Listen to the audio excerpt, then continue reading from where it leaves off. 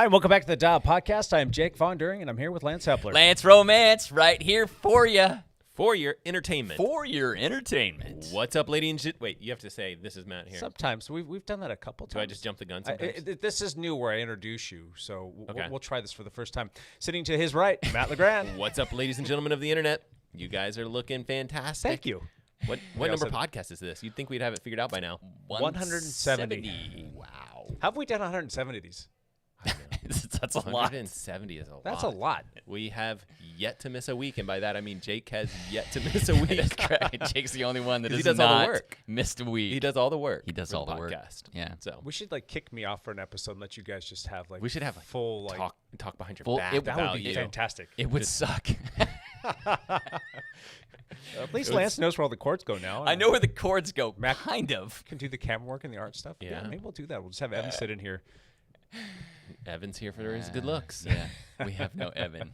Wah, wah, Yeah, wah. no Evan today, but he might show He up. might show up. Yet. So we'll see if he actually There's a shows up. chance. So you say there's a He's chance. telling us there's a chance. Right on. Let's do some backpedaling and go from there. Let's do a little podcast. Let's do a podcast. Yeah, let's do a podcast. Matt, you want to backpedal Sure. first? Or do I you want was Lance just to about go? I was about to look it up and see How about- what I did. what Okay. did you do? Because I'm like, I have no idea. You what looked it is. that up. Lance has got this can always memory wing like it. an elephant. So Lance, go. Backpedal. I took 5 days off this week. That is crazy. 5 days I off. thought you said 6 days. You I thought about. had to You look it almost- up. You almost had to. On last Sunday, I did like a 3-mile mountain bike tootle around my neighborhood, so Okay. so I kind of rode. Yeah, I've been having significant back trouble for a couple weeks. I am finally starting to feel a little bit better after taking all this time off, and so yeah, I'm still not over it or through it, but we get old, things break down, my back falls apart because that's my lot in life. I'm going to have back trouble for the rest of my life. I'm fully aware of that, so I have to be careful what I do. But I still managed to get out a couple of times after taking 2 weeks of doing nothing. I went out on my own and rode like 30 miles and decided I was just going to attack a couple segments and see how it felt. And my heart rate was kind of off the charts because you don't do any intensity for 2 weeks, and like my heart rate was 10 beats higher than normal. Yeah. So You'll be all right. I know I'll be all right. I mean, but You need like 3 rides and you'll feel back to your normal yeah. self. So, and then Saturday, that was Friday. Saturday, so I missed all the team rides. I didn't go to the flogging ride. I didn't go to the mountain bike ride But because it was like rainy. You didn't. I mean, it was. There's a you're lot gonna of miss- people that took that day off too. Yeah. So Yeah. If you're gonna miss one of the rainy days. I know. I just felt like I was. You I, like I this. felt like I was missing out. Seriously, FOMO. Yes, it's real. So, but then Saturday, I talked Jake into go riding with me, and we went out for like 50 miles and rode around North Clark County again a little bit. That's good. I need to ride up there more. It's so beautiful. I was just so. Oh, did you guys? How far did you guys go? I went 50 miles. 55. 55. Yeah. So I 5'd up Lance. Yeah, this he week. did. It's usually the other way around, so I have to put that out there. good. But yeah, we just rode around. Basically, every time it got hard, I just pulled in behind Jake and sat on his wheel. I sat on his wheel a lot because I'm trying to push careful. myself through this little break I've taken. But yeah, we had a great time. We actually rode pretty hard. We averaged almost 21 miles an hour for I thought this. you're supposed to be taking it easy. I done with decided that. I'm done with that because I'm racing this weekend, Oh. and I need to just kind of prime the pump a little bit before I go race again. Okay. So that Rubber side down this weekend, all right? yes, well, it's mountain bikes. It's in Sisters, Oregon. Crashing isn't as big a deal, I should say, as long as there's not rocks involved. If knock on wood. If you wash out on a corner, it's just like dusty, cinder, sandy stuff, and that's usually not that big of a deal. So we did that, and then Jake and I went out on gravel bikes yesterday and rode in the rain in gravel bikes, and You guys chose the rainiest part of the day we did. for sure because it was like gorgeous after, gorgeous before. Yes. Yeah. Yeah. Sounds about right. But it was like it was the window that we had to ride work. together, and we would rather ride together outside than separately because strength in numbers and blah blah blah. More fun. Yeah. And we were cruising along the old Harris Trail, and we ran up on who? Mr. Matt LeGrand. Mr. Matt LeGrand out for a jog. Which is, I was going to say the same thing in my back pedal. Clearly, the top thing for my training week was seeing you guys on the trail. Easily by far. You were jamming. Like, we caught up to you. We were like Well, years long, but we- did we change your pace a little bit? So when you guys caught me, I like started talking to you and we slowed down the pace or whatever to like 10-minute pace. And then you said something like, do you want us to pick up the pace or something? We're slowing you down. And I was like, all right, well, we picked up the pace. And then I was like, I think we're going pretty fast. And I was like, we're probably going, 7:30s or something like that. I went back and looked at it. It was like 6:34 that we dropped down the pace to. And I was like, oh, that's good for me. Which like I said, it was really nice to see you guys on the trail. Sorry I didn't have the right bike. I was just on foot. You were on foot. It was lovely. It was fantastic to see you. Yes. So It's almost like I got to ride with you guys this week. right. Fun, yeah. Yeah. Sort of. Anything else you want to backpedal for us? I'm me? done.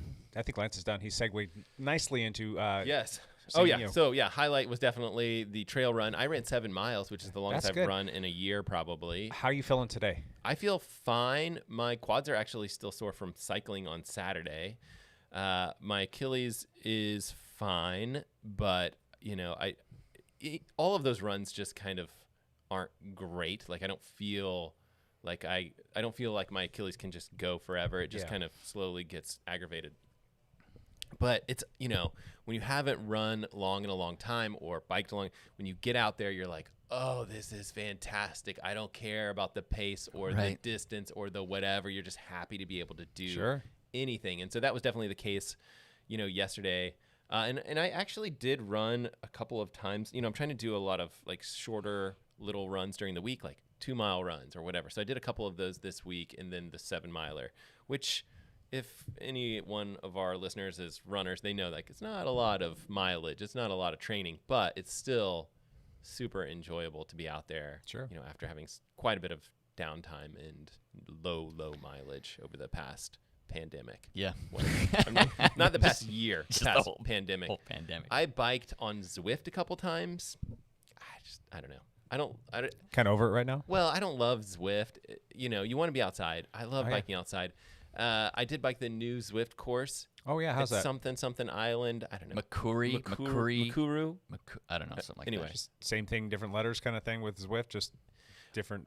I find myself I actually think it's a great course. I think it's beautiful. I look at Zwift for a little while and I'm like, wow, this is great and beautiful. But if I'm not really like doing a workout or a group ride, then I just I'm looking at all the beauty on Zwift and I'm like drift towards watching, something on the TV. Yeah. And then I'm like, might as well not even have Zwift. I mean, it's basically like I'm using Zwift as a bike computer to just like record the easy ride. I that can did. identify with that. Yeah. Right. You're And doing something so else, not I was paying like, attention. ooh, this is cool. And then I was like, oh, whatever. I'm on the bike trainer. And Yeah. I just, I will, I am very excited that they have a new world.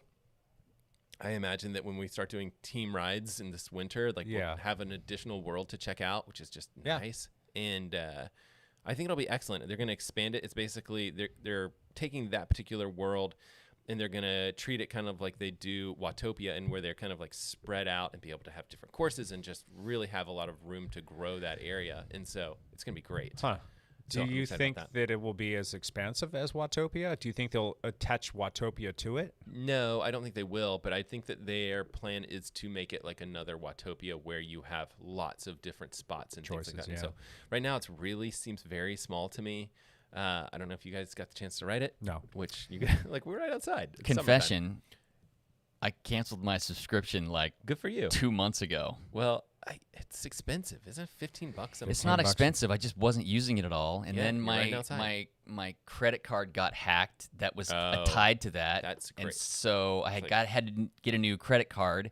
And That's when you realize how many things you're Right, I like, subscribed just- to, and you're I like, just no, haven't- no. I haven't re-upped the Zwift yet. 'Cause- Yeah. Yeah. Well, honestly, it would make sense for people to do at least 3 or 4 months off during the summer, Yeah. right? Yeah. Like, So that's kind of what I'm going to be doing next month as well, just canceling it. Not that I don't like Zwift. I think it's fine and all, but I I don't have a need for it. I can use the what's the other one? RGV or RG. RGV. Yeah. Yeah. So I can use that for free. Yeah. And for what I'm doing right now, it's just recovery rides or just active recovery or like Zone 1, 2 stuff. And I can just plug in that on the computer and just say stick at this. Yeah. Or I can use Wahoo and do that. Or you can use your computer Exactly. and then just watch a video. I'm not doing any racing. I'm not doing any structured rides. I'm not doing any training when I'm using that. I'm only using it a couple times a week. Right. That's probably what I'm going to do until we get picked up with it in the winter time. Yeah. So Zwift used to have this thing where they would have you like locked in at a lower price. I think it was like $10 or $12. Yeah, that changed. And that changed. Yeah. They bumped us to the normal price. Yeah. So now I have no reason So to cancel for 6 months is you're not really losing anything if you're So canceling. might as well. Yeah, And it's a good I opportunity think to that's try the other reason why things. they jumped their prices up was to offset for the summer months when people were canceling their card, Yeah. so that they can kind of have a. Well, it's still expensive. I mean, Yeah. Well, I'm with you guys. I think had they not done that, had I been like, oh, if I cancel, I'd lose my grandfathered in price. Yeah. I would, pay for the whole summer. Yeah. And just maybe ride it once a week or whatever. Yeah, it'd be nice if they charged you $15 a month or gave you the option of doing maybe 120 for the year, Yeah, and they then should lock do that. people in for the year. Because I think on the whole you'll end up making more money. They 'Cause probably have. after your people cancel from Yeah, May summer. through October. Well, or and something. every time someone cancels, they may never come back. True. So that's the big thing is like, I'm coming back. you will. Yeah, I will definitely come back because Well, unless something bigger and better comes down the pipeline. Right. But Wow. but the chance of something overtaking Zwift yeah. Seems very low. seems very low.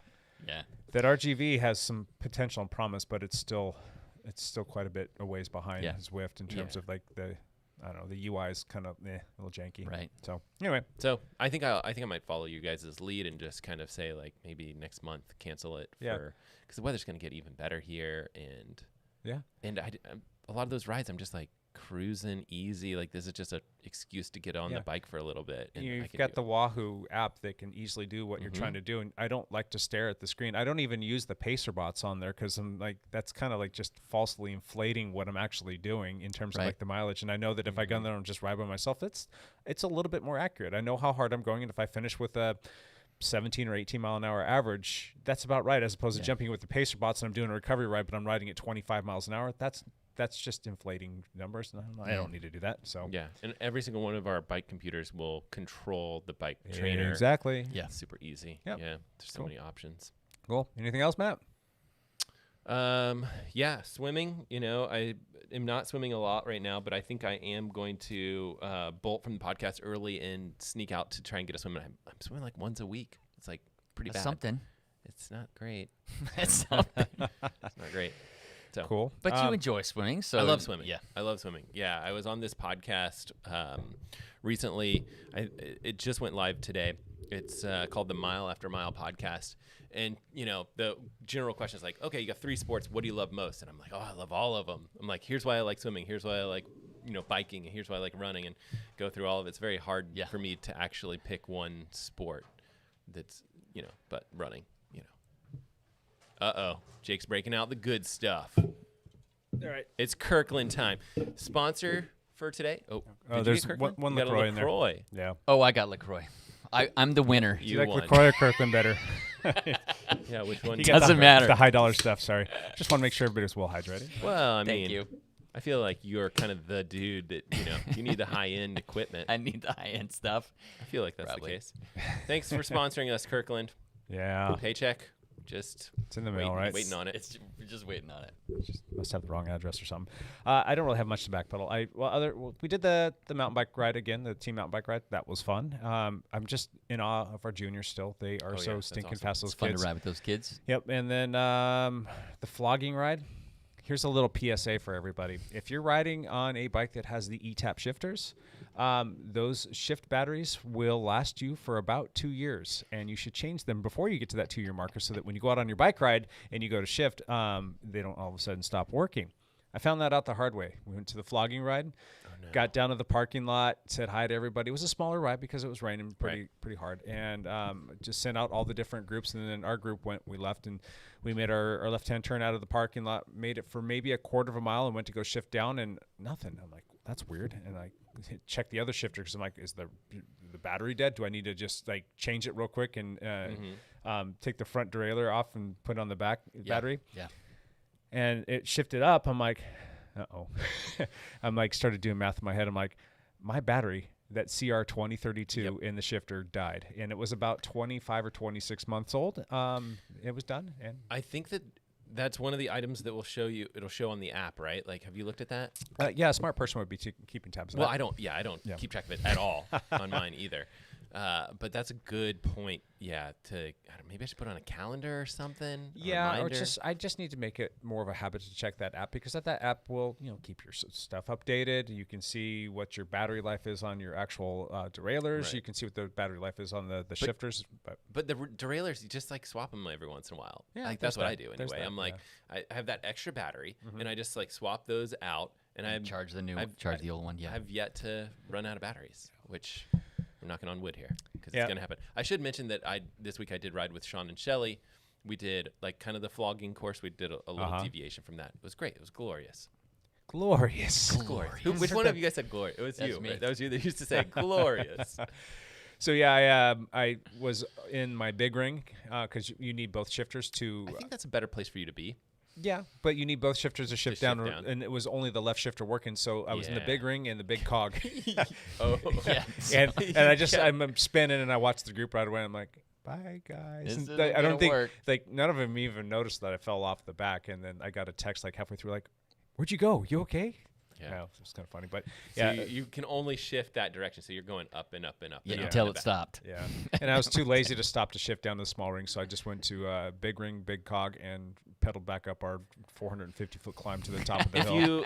If you go back there and press the button, it would have worked, right? No, it was it's not it's the front derailleur that I needed to shift. I could have reached down, and just pushed the button on the front derailleur to shift down to the small cog, Right. but I was just kind of like, challenge You're accepted. done. You're done. Yeah. yeah. So Well, climbing up Lacamas Lane, where Matt and I live, it's a pretty steep, long climb. you did that in the big ring. Yeah, well, I did. Biggie Big. Big, yeah. Exactly. But I did at the halfway point, made the turn and went towards your house and went up Jasmine and all that stuff. Okay. But still, you're climbing That's up that. still. Yeah, it's just out of the saddle, just kind of danced up the hill. It's a slow At dance. 600 yeah. watts.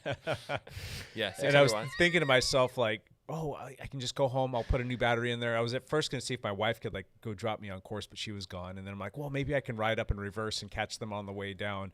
And I got home and I went to go find my CR2032s, where I keep them in the junk drawer that my youngest daughter, who has all of a sudden taken a hankering to organizing the entire house, like she completely great. cleaned and organized That's awesome. to a T, like perfectly, our Until you pantry. wanna And then find she went and did the junk drawer, and then she went and did this closet where Wow. we store all the stuff. I'm like, what's getting into you? What are you doing? She's like, I don't know. I just like doing this. I'm like, all right, that's kind of cool. Wow, But that is awesome. I went to go find my batteries, nowhere to be found. So by the You should time, have- you know what you should have done is come by my house, and I should just show you where those are. Like I Sure. should have had, like we should have had this stuff known because it's Yeah. a little less steep, and then you're like not getting all the way up to your place. yeah, well, it is what it is. But I just ended up jumping on freaking Zwift for the hour and Yeah. change and moving on. So Lance already talked about a ride this weekend. That was fun, and good time. yeah, here we are. You Another guys are week. getting some good rides in. That's Decent, good. yeah. I finished with just shy of 11 hours, which wasn't too bad. Perfect. Lance still got in, 7 hours? Is that what you said? It was almost 8. Almost 8? Because after I left you yesterday, I fiddled around for like an hour and a half. Oh, Nice. jeez. You still got more. I think you still have more exercise total than my triathlon workouts for the week, Yeah. even though this is like your off week. Yeah. But It was only Jake, 3 you're getting days. in shape. I think. I feel like you're. Oh my gosh! I Have feel you like ridden with him lately? You may need to race at some point because you're fit. Yeah. On our ride on Saturday, Yeah. we hit some pretty road up in North Clark County, and I'm just sitting on Jake's wheel, and I realize all of a sudden I'm pushing 300 watts just sitting on Jake's wheel, and we're doing 30 miles an hour. Yeah. It was like a 0.5% downhill, so it wasn't Oh, flat. yeah. But Jake was like, "Ooh, this feels good. I'm just gonna go." And I'm like, "Oh, I guess I'm gonna sit on his wheel as Gonna hard as hang. I can." And yeah, because he's very strong at the moment. Yeah. We'll see. We'll see. No races on the calendar. Not yet. I don't. You got to figure Full some stuff out. disclosure, my shoulder still sucks. Yeah. But the mountain bike stuff I've been doing and the work that I've been doing at home is making it feel not as sucky. Still Okay. sucks, just not quite as sucky. So I think that the timing's just going to be a little off, though, for being able to do any mountain bike racing. Yeah. Road racing, I think we might see maybe possibly sometime later this summer, which the timing might be good there too. Some road stuff here pop up on the calendar. There's Baker City that's coming. I won't be able to do that because I've got a father-son weekend scheduled that weekend for. Mount Tabor starts next week. There's that too. So, and that would, that would be a possibility. And those are 30-minute races Yeah. or 40-minute races. But might work out well. if my shoulder, God, I just don't know if I should do cyclocross though. Like if it's a dry thing, I think I might come out and try a cyclocross race. If it's wet, I'm going to pass. I can't go down. I just can't support myself falling down. So that's just going to be ugly times. So we'll see. The answer to your question is we'll see. Stay tuned. Yeah. I've been saying that for like 2 or 3 years now. I think that's a good answer. You can, it's It's let us know. been as just things go. such a long stinking process. And it's just annoying, but it is what it is. Difficult. Yep. Able to go out and ride bikes. That's the fun part, though. So just stay within my abilities and recover accordingly, and all's good. I'll happily sit on your wheel anytime you want to go ride. Awesome. Hey, how about we skip the Patreon and the lead out news until the end and jump right into our topic for the day so that we don't lose Matt LeGrand. How does that sound? And then if for some reason you leave and Evan jumps in, I'm sure Evan would be happy to talk about Giro stuff. Evan has an opinion on everything, He does. Especially the Giro. especially the Giro. So we want to do And that? plus, it's like I think the Giro's done. I think it's over. You think so? I mean, it looks After today, it looks like it's over. it looks good. Yeah. Gotcha. All right. Well, let's talk about tires. We got lots of It's tires. time to talk about tires. It's tire talk time. Tire talk. Oh God, that would have been perfect, a jingle for that. But yeah, seriously, there's all kinds of tips for picking the right kind of tire for yourself. There's tips for how to change them. There's all of the different brands that are out there. There's Tubeless, Tube. There's just a myriad of different things. Hey, is tubular still a thing? Do you guys Heard of it? Kind of. kinda? There's 2 places tubulars still happen. I think some people are still road racing on some tubulars, Sure.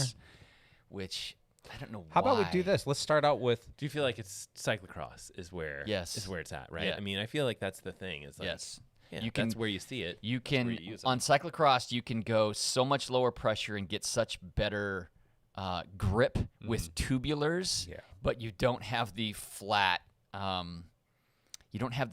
protection that tubeless gives you. yeah. So, but But they've come so far with tubeless tires that there's a lot of people that are opting to go that because the cost to benefit ratio isn't there when you sacrifice and leave behind the flat. correct. It's just the possible of burping on cyclocross because you're putting so much harder pressure in What are corners. you gonna ride in cyclocross? My race bike has tubeless, Tubeless with the cush cush cores. core. Yeah. and my pit bike has tubular.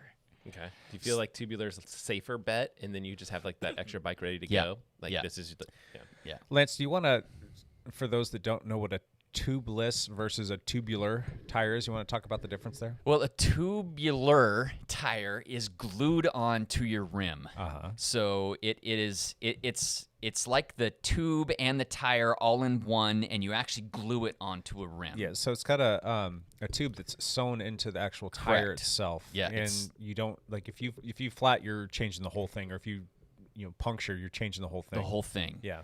Yeah, it was like the best race tire for decades and decades. But I don't think that's the case anymore.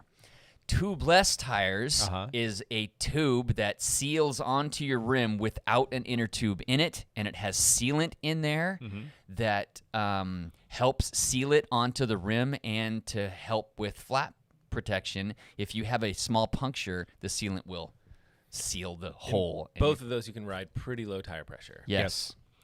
And with the advent of tire inserts, tire liners, Yeah. I think that you're going to see Less. tubular go away even more. Yeah, there's not many people riding it anymore. It's training? No. No. But there are some World Tour teams that are still doing some tubular wheels. Do they do it for like Paris-Roubaix, that kind of stuff, like No, it's a cobbles? They just go, or they do it on the road. They do it on the road Like because they think for rolling resistance. But Tubeless Yeah, I has think the improved rolling- so much better with their rolling resistance that I think rolling resistance is like a wash across across the board on all of them. yeah.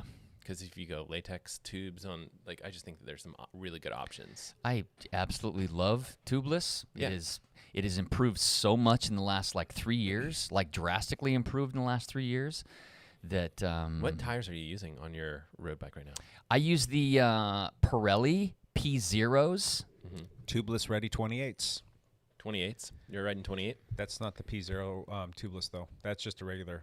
That's a tubed one They that you're don't holding know there that. in your hand. The audience doesn't know that stuff. This is a Tubeless P28. Just you can tell people this is anything. Well, no, I'm This just in is case a somebody's candy, watching this is a on candy YouTube. bar. This is a candy bar. That's right. Tastes great. Nobody's watching us. And no, but I mean, like the podcast, if they're listening, you know, they don't, this is cool though. So I've gone up in size on my road bike. So I'm riding 28s Oh yeah. and Plush life. Tubeless. Knock on wood again. I haven't had a flat with them. Yep.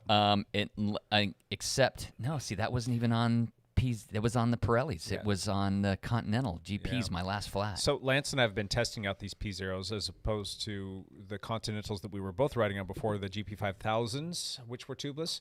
And we were on GP5000s forever and a day. Yeah, or those no, are forever just like- and a day for about 2 years when they came out with the new tubeless version of those, and they were fantastic. These are fantastic tires. They roll well. They're fast. Yeah. They have They're- good rolling resistance. total They standby. set up good. Yeah. And But you can't buy them You anywhere. can't get them. So That they've makes been out of sense. stock since last September. Yeah. I ordered, I ordered probably like 30 or 40 of them last September, and they told me that they'll be here in the middle of this coming summer. This one I'm holding in my hand isn't even tubeless because we can't find tubeless. Exactly. Continental.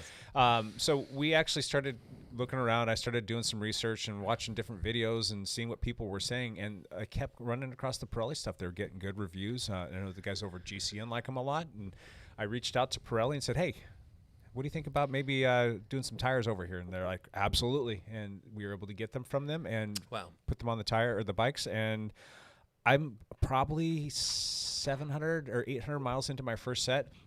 They've been fantastic. I love them. For the wheel set with the 28s, they're about 40 grams lighter. Yes. Spin up a little bit faster.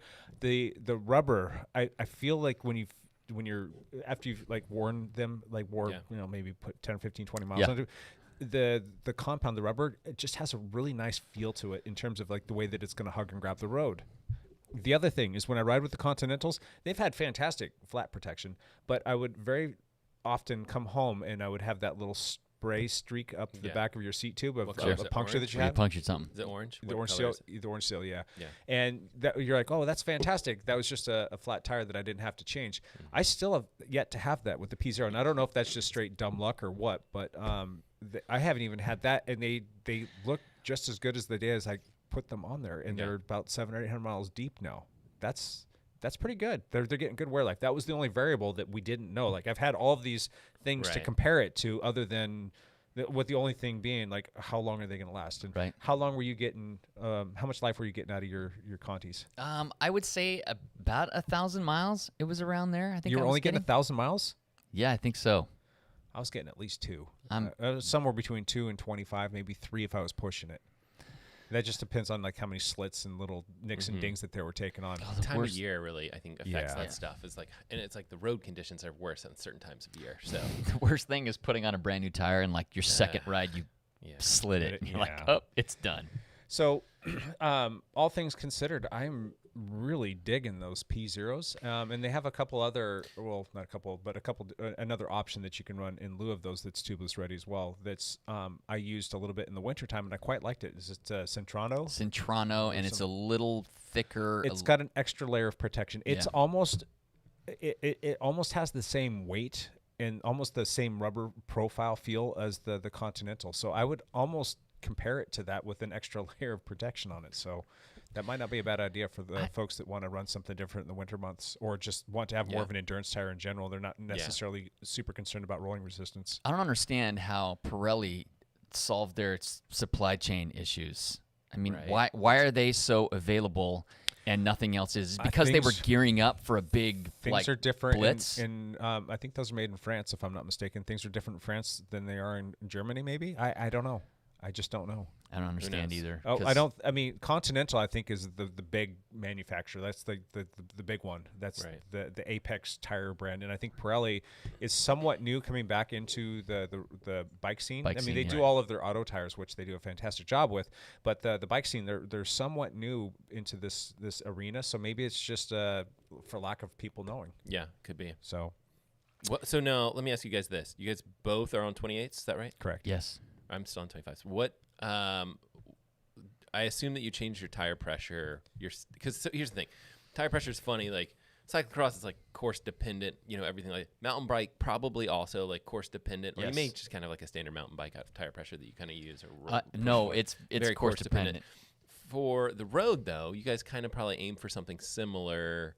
I don't think you probably change it based on conditions, do you? No. I might take a couple PSI out if it's really wet, just to get Just a little bit more grip? surface area. Yeah. What's your with 28s? What do you aim for? So far, what I've found is Pirelli gives you like their recommended Okay. PSI levels for their tires on the inside. Based on my weight, it's saying 80 PSI. And Okay, 80. Okay. and I've kind of found that I like that for the Yep. rear. I'm just a touch less on the front. I usually am like 77, 78. You just want more grip. A little bit, yeah, for diving in the corners and whatnot. And 220.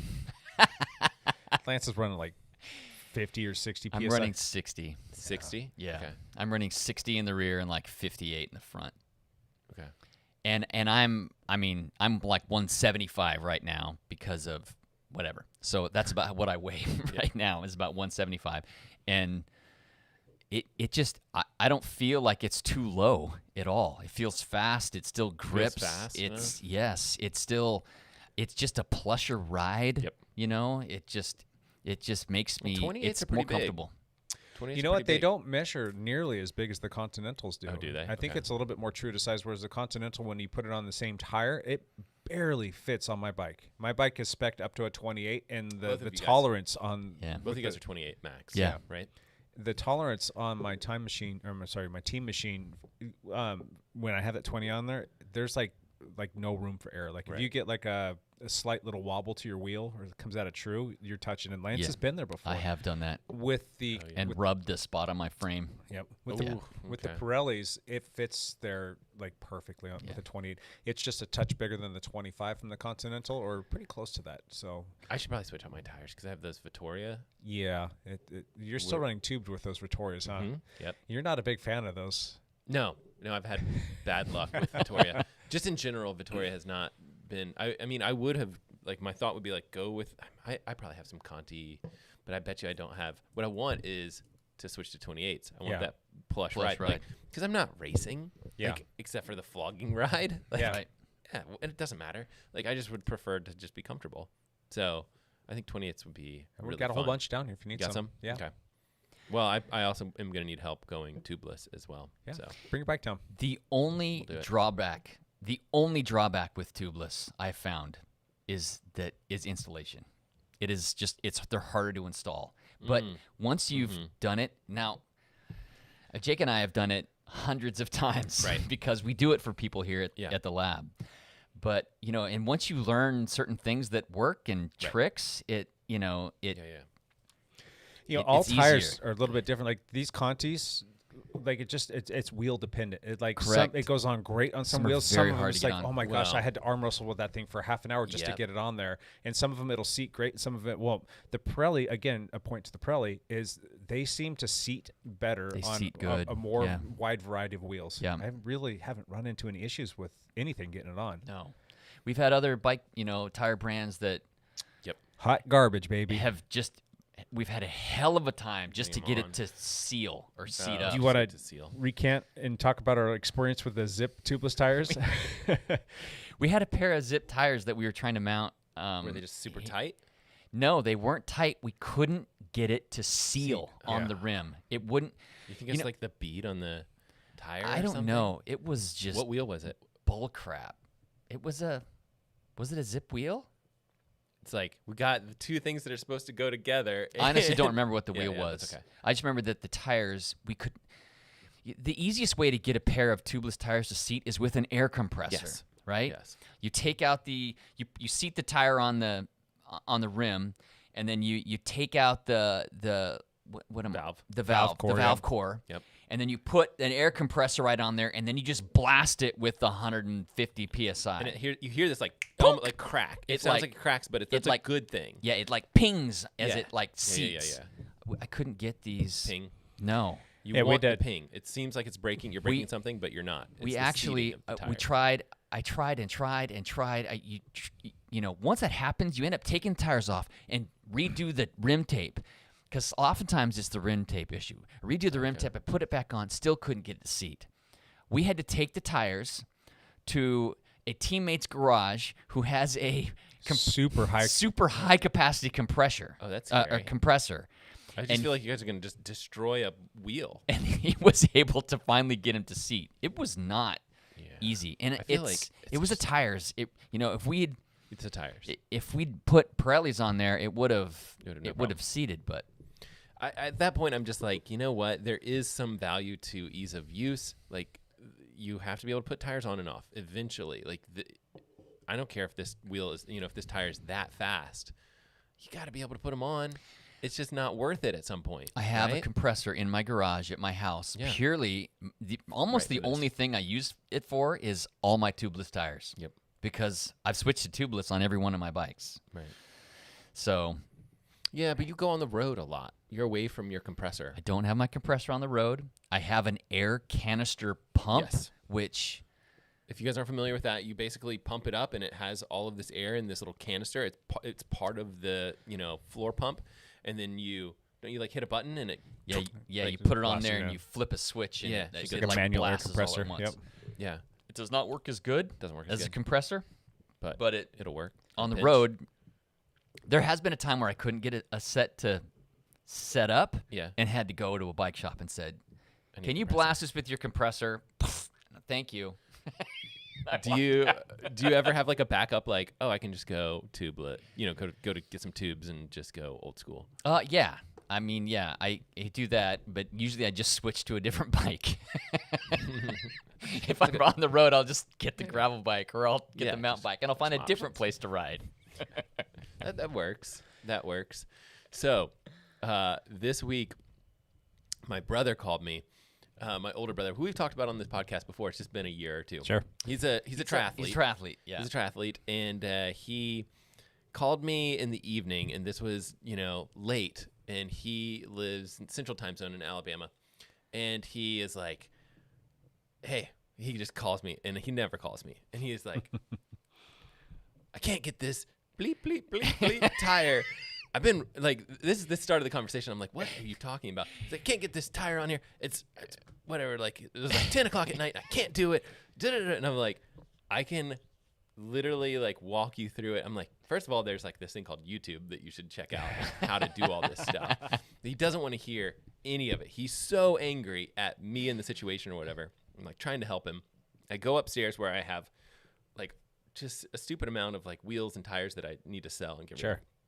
And I'm like, here, let me show you. And I like pull a tire off with my fingers, because you can just, if you know what you're doing, you can just pull it off. Yeah. And he's just like, that's impossible. How do you do that? Because, he's trying to do it. And first of all, he's got like a new tire probably. So it's a little bit harder. And if you don't know how to do it, it's just tricky. And I'm like trying to tell him like the secret to this is realizing that the rims have this like C-coned shape, and you need to get the tire deep in the C of the actual rim. That little It's center channel, yeah. very hard for Yeah. people to visualize that if they're not familiar with it. That gives you, when you put it right there in that deep C, you get all of this slack to work with, and you can kind of work it into the middle of that and kind of keep it taut as you work your way around the wheel itself. And then it's easy to flip on and off. And I'm like, Yeah. look, I can do this with my hands if you do it this way. He wanted none of that. He wanted to hear none of that. It was just like, which way do I put on the tire and then the tube? And he had it all backwards. And I was like, oh, you're pinching the tube, and all this stuff, because we're FaceTiming at this point. And at this point, it's like 11 o'clock at night. His time. Wait, He was his like- time. He had been working on this for like hours and Hours. hours. His hands were like just hurting. And then he like forces it on with the tire lever, of course. Of Pinch course. the tube. Oh yeah, and I told him even way before he knew. I was like, the reason why is that you can really destroy the tube is you're putting it in like this or whatever, and ideally we kind of get this down to 5 or 10 minutes or whatever working. There's some tricks. There's some ways to make this Sure. easier, And sure enough, he pumped it up, and it was But goner. And nothing there. But then he was like, you can use a tire lever to get that, but you have yeah. to watch very closely where the tube is. and I'm not against using a tire lever, but like the whole thing is like you got to be careful of this, because the way if you saw it, you would laugh because it was like the tube was like hanging out, and on he was the- like, and on it was the like brake pushing surface. all this stuff. It was on the brake surface yeah. as well. And so but I think at the end of it, he had a better concept of getting the tube in there safely, and he kind of gave up at that point. Like finally had the tire on there with the tube in there, and we kind of knew that it was probably destroyed at that point. But he was just like, at least this is on there. I can go to bed now. So So that story said, that's a good story, by the way. But he had just got a brand new bike Yeah. too. Like he had a new bike, and it was just like he was so frustrated. He was like blaming this whole new bike. He was like, I just got this new, I don't remember like how much it was, but like let's say like I just got this new $2,000 bike and it's worthless. Like that's what he's telling me, and I'm like, no, you just got to change the tire. You know, like this is a problem with all bikes. It's something that we have to do, and it's nice to have some tricks. Now you made a video. Was it 2-3 weeks ago? Probably like 5 months ago. 5 months ago? 4 or 5 months ago, This is how my life, I don't know in time. But you gave some tricks for like changing a tire. Sure, yeah. And it was really basically for people that are still running tubed. And I want to get into that question in just a minute, like who should and should not be using tubes anymore. But anyway, we'll touch on that just Well, maybe a that'll second. be for him. Like maybe it's something that he could look into. Be like, hey, switch to tubeless. Just go to your bike shop and have it done. Yeah. And then you should have less flats, theoretically. Yeah, and have the bike shop do it. But I it's still important to be think able there's to know how to do it. Exactly. That's something that you should know how to do. But it was really just going through a bunch of little tips and tricks, and it was a lot of what you just talked about. That center channel for a lot of people, they have like no idea. That's the secret thing, right? It's like it gives you that extra, like just like 2, maybe 3 millimeters of like wiggle room, and that's the difference between like, oh my gosh, this is never going to go on unless I have a tire lever. Yeah. Versus I can just easily roll that on with my hands. It's So and then when you roll it on with your hands, it's better in a lot of ways because you're softer basically with the tube if you have a tube or whatever it is. And but that C section of the wheel, I think, is just such a there's just that little channel that goes right through there. That's little depression. The center channel. If you're on YouTube, you can see what I'm pointing at. The center channel of this, which is great. Like, okay, great. There's the C shape to it, but what you want is the actual edges of each tire to sit way deep in that C section so that you get extra space as you get to the top. Yep. And I think that that's a very tricky concept for people to kind of recognize because they're like, no, you put the tire on and now I'm working on a different section. I'm not working on this bottom section. Yeah. You're like, no, you work on that bottom section to give you the slack at the top. Yeah, exactly. So once you kind of get your head wrapped around that, it's not a terribly difficult concept to think about as long as like that's a thing. Right. Once you know that that's a thing, it makes it a lot easier for you to get the tube in there. So you're going to get the one side on, and then you're going to put your tube in, and then you're going to get the other side on. And if you do it right, you should be able to do it by hand without wrecking the tube itself. And if you have to use the tire lever, then you have to be very careful that when you're levering it up there, that you don't get the levers in a position where it pinches the tube and actually puts a hole in it. Because then you got to stop and do the whole thing over, and you just wasted anywhere from $5 to $10 on a tube, which sucks. Yeah. So that's super frustrating. Yeah. And why do we all know this? Because we've all done it. Because we've all done it. Yeah. Yeah. That's the thing is I think that, I think we all kind of learned this process over a couple years of changing tires, and it's not fun. Yeah. And then there's the whole thing of like, well, why do you always have the badging of the tire over the stem of the tube? And yes, it looks nice and it looks good in pictures and that's pro, but there's a functional reason for that as well. So that when you do get a flat, you actually take the tire off, and then geographically exactly where the tire is at in relation to the stem, and then you just put some air into the tube after you get the punctured tube out, put some air into it, like you can open the valve core up a little bit and blow in there, or maybe hit it with a hand pump or something like that, and then you can listen around to see where the puncture occurred, and then you can lay that again over the tire again so that you've got a geographical area that you can reference to see if there's a thorn in there, a piece of glass, a piece of metal, so that again when you put the next tube in there and pump it up, it doesn't just automatically flat again. And why do we all know that? We've all done that. Well, and that's another thing that I didn't even talk to him about because I don't know why he had a flat tire, but like it could have been because he was at DEFCON 9. Yeah, he was in a no state, but like he never went.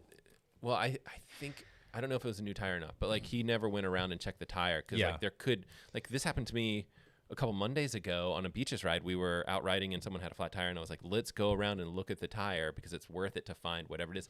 And we found some sort of little wire and you pull it out and you're like, had we changed it, had we put a tube in there, like that's Yep. going to go flat again immediately. Yeah, So and that's probably the number one mistake that people make is just not checking the tire. throw after a tube in there. Exactly, just It's like, like- oh, it's something punctured it, and it's still not there. and stuff Yeah. gets in there like embedded into Yeah. the tire itself, like Yeah. little wires. Oh, yeah, little yeah, wires. yeah. And I found the best trick is to take the tire, flip it inside out, and like almost like fold it. Yep. And then work it around, and Yep. then things kind of basically as you come across a wire, it like sticks itself out. Yep. And then pliers or something to pull it out, Yeah. or your teeth, Or your teeth. Yep. which is what I did on We're down Monday. the road. Yep. Yeah. Someone those was like, little things- no, what are you doing? And Yeah. I'm like, it's gonna work. You've really got to do a good job inspecting and just being able to know exactly where that's at so you can narrow it down so you're not having to spend That 30 is minutes. huge. That's huge. And what you talked about is huge too because it doesn't take much for that thing just to be embedded in the rubber and you don't see it. The next never time you see hit a pothole or a rock or something like that and it pushes that little whatever that foreign body into the tube again and you get that flat. You're like, oh my gosh, why did I get 3 flats today? You get 3 flats in 10 miles or something, Yeah. and you're like, something's, Yeah. It's So- we've done it. We've all been there. It's really frustrating. I would probably say that there's things that you can do when you are in like a group ride that's totally chill versus like, hey, I need to catch back on.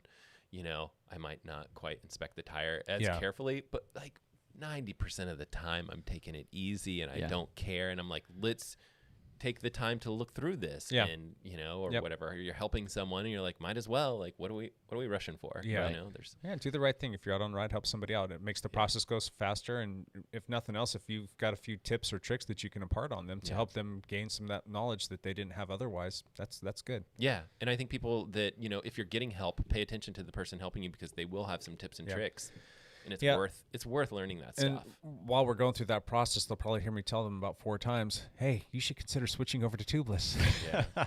I mean, I've been on Tubeless for over 2 years now, and I can only think of just a small handful of incidents where I had to put a tube in there. The last time I had an issue, it wasn't because the tubeless system failed. It was because I failed because I'm always busy doing too many other things. And I just didn't have any sealant. I had a little wire go through there, and it was a slow leak. And then next thing you know, I'm riding on the rim, and I had to, go find a tube to put in there. But because I had no sealant. But had that not been the case and I'd had sealant in there, I would have never even had that issue. The only times that I've really had an issue was when I hit something catastrophic in the road and it gives you that little slit where the sealant's just not going to be able to plug that up. And you've got to put a boot in there and a tube, and then you're back to riding again. And you do that on the road because Yeah. I feel like Yeah. that kind of stuff seems to happen more on like a mountain bike situation where you hit this like rock that's Sidewall. Yeah. Cut. Well, Exactly. I feel like there's not the one that I can think of, we were on our team training camp and we were just starting the ride and it kind of sucked. And I was Literally at the bottom of the driveway. yeah, we turned onto the main road and I was These like towards the driveways. back and I didn't see whatever it was and the persons or people ahead of me didn't point it out and I hit it and it put a slit in the sidewall that the sealant couldn't handle and I had to basically stop, boot, and catch back on. So, and that sucked because that was a long ride that day, and I ended up having to like chase by myself for A long time. yeah, it was probably 40 miles that I finally caught you guys, and I That think is that Lance saw me brutal. up, find my friends or something. Oh, he's right behind us. Let me ride back and get him. So- Right. anyway, I digress. Yeah, so that's that. Just tubeless is fantastic. Where do we draw the line? In terms of not draw the line, where do we suggest somebody strongly consider going tubeless versus keeping tubes in their tire? If it's somebody that rides their bike a couple times a year and it's a beach cruiser, yeah, they probably don't need to be tubeless. They're going to be fine with tubes. But if somebody's kind of recreational, getting into like riding on the road or the mountain or whatnot, where do you make that suggestion that person really consider going tubeless, and how do you talk them down from this whole like, oh my gosh, it's tubeless, I don't know how about that? There's a lot of people that are scared of it. It's a bigger process, right? Like, Yeah. it's, conceptually it's harder to make sense out of, right? Sure. Like if you're like, yeah, you put a tube in there, pump that up, it's great, and then versus like, oh, I've got to have sealant, I need a compressor, like this is more work. You can go to your local bike shop. Your Rim local tape bike, and yeah. valve core, valve stem, and yeah.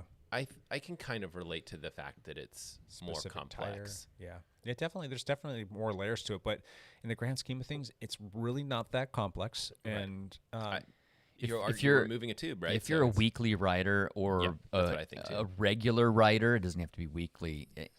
Tubeless is just going to treat you better. Yeah. I think that It's just getting through the installation process. it makes sense Yep. that if you only ride maybe like my wife probably only ride. I mean, she doesn't ride that much, but like there's a lot of times where her bike just sits. Yeah. And a tubeless wheel can have some issues if it sits for, I don't remember the exact time frame. Like if it sits for 3 months, you can have sealant stuff that just kind of Dries up. It dries up. It's going to dry up regardless. If you're riding all the time, you still have to put sealant in. in there. So yeah, but I think if you're, let's say you're riding once every 3 months, then you're putting sealant in every time you ride. Like that to me, I'd be like, just use a tube. Yeah. In fact, I should really knock on wood for this. She's been on the same tires, and I think she hasn't even had any flats in forever. And this bike is something along the lines of 20 years old. Oh, wow. And I don't think she's like OG Original tires. Yeah. Seriously. I'd have to go back and check. Are but they like, 23s Wow. or 19s? I'd have to look and see if they're like 19s. Pizza cutters. They're not 23s.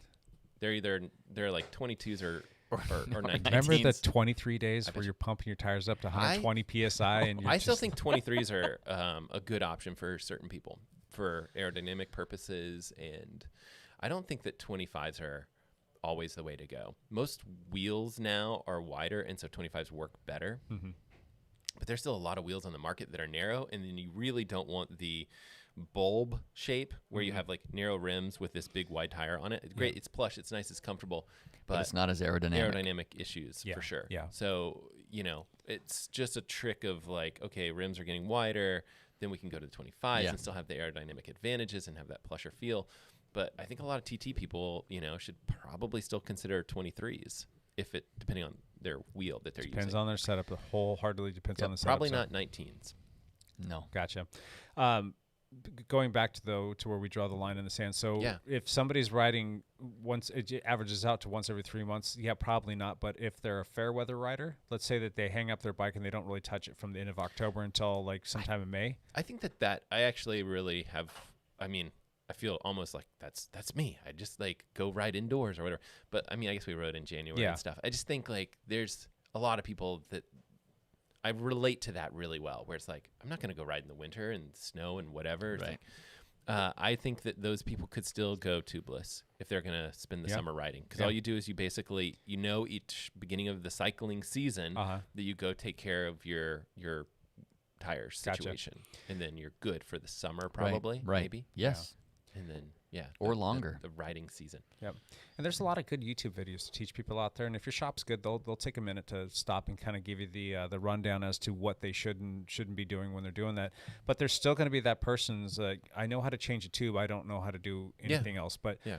how do you preach to the person that is like, I want to stick with tubes because I know how to do that. But then they decide that they maybe want to do it and they're just concerned about when they're going to be out and ride and something catastrophic happens. I think the way that you do it is like you kind of meet them in the middle, where Yeah. you're like, hey, go take it to the shop, have them do tubeless for you. Sure. And then it's like, when you have an issue on the road, you have tube ready to go. Yep. Slap it in there. Now, those people And do need it'll be messier. It's going to be messier for sure, but it's a little bit more of a process to get the tire on and off the bead. True. Yeah, that's a good well, point. it's just to get it off the wheel to get the tube in there. Right. So that can be a little bit of a scuttlebutt. But the same thing is like if it was something catastrophic with their wheel, they're still going to have to take it off regardless. But just you got to teach them those little tricks. That little C channel right in the middle, Yeah. it's gonna make all the difference in the world. And if you've got a good tire lever and you know the different positions, because the position you put yourself in to give yourself a mechanical advantage to be able to get that on there, Lance will tell you. Like you'll see somebody in here monkeying around with something, like hey, I'll say, hey, you want me to come put that on Yeah. for you?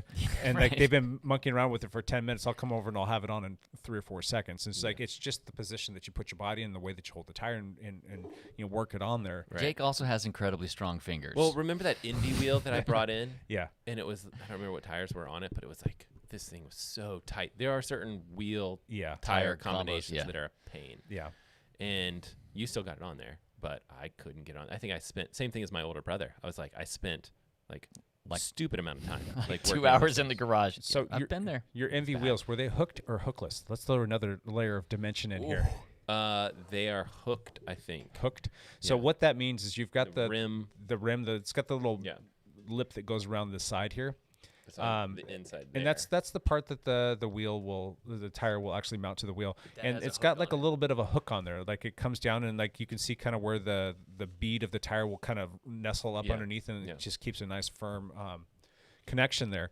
And then there's a lot of wheels that are moving to a hookless setup now, and they just don't have a hook on there anymore for the tire to connect to. But Right. it's still like just as safe, if not safer. And what's nice about it is it's less of a process for the wheel manufacturer to produce, Oh, but you need to be able to have a tire that's hookless compatible. right.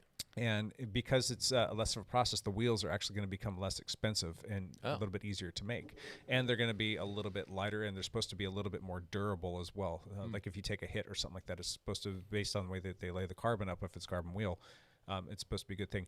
And that's another point for the Pirelli P0 is that you can run it on a hooked or a hookless setup, and the Continental has to be on a hooked setup. Yes. So that was another reason why I wanted to go that direction, because there are certain wheels that we bring in here to the lab that are hookless. So Envy's wheels are all hookless, and these Continentals would not work on not Envy all wheels. of the wheels, but there was I a good think chunk Envy of them. has gone like 3 different tiers. Yeah. of- Yeah. yeah. I remember reading about that. But the Pirelli P0s, those will work with Everything. any wheel setup. So All right. Yep. I got to roll. you got to roll out of here.